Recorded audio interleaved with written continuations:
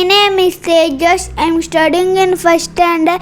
My school name is Navachaitanya Public School. Sri Gurubhyo Namaha.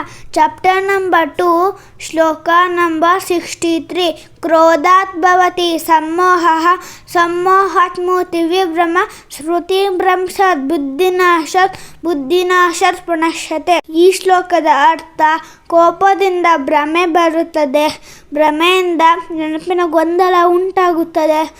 ನೆನಪು ಗೊಂದಲಕ್ಕೊಳಗಾದಾಗ ಬುದ್ಧಿಶಕ್ತಿ ಕಳೆದು ಹೋಗುತ್ತದೆ ಮತ್ತು ಆ ಕೋಪದಲ್ಲಿ ವಿನಾಶದ ಶಕ್ತಿ ಇರುತ್ತದೆ ಮತ್ತು ಆ ಕೋಪದಿಂದ ಭ್ರಮೆ, ಮಸುಕಾದ ನೆನಪುಗಳು ಮತ್ತು ತರ್ಕಬದ್ಧ ಚಿಂತನೆಯ ನಷ್ಟ ಬರುತ್ತದೆ ಎಂದು ಈ ಶ್ಲೋಕದ ಅರ್ಥ.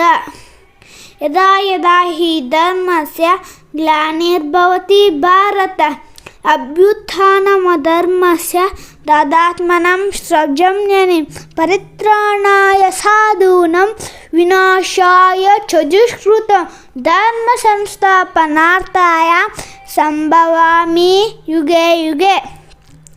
ಈ ಶ್ಲೋಕದ ಅರ್ಥ: ಯಾವ ಯಾವ ಕಾಲದಲ್ಲಿ ಧರ್ಮವು ಅವನತಿ ಹೊಂದೋದೋ ಆಗೆಲ್ಲ ದುರ್ಜನರನ್ನು ನಾಶ ಮಾಡಿ ಸಜ್ಜನರನ್ನು ಕಾಪಾಡುವ ಮೂಲಕ ಪುನಃ ಧರ್ಮದ ಸಂಸ್ಥಾಪನೆ ಮಾಡಲು ಅವತರಿಸುತ್ತೇನೆ ಎಂದು ಈ ಶ್ಲೋಕದ ಅರ್ಥ.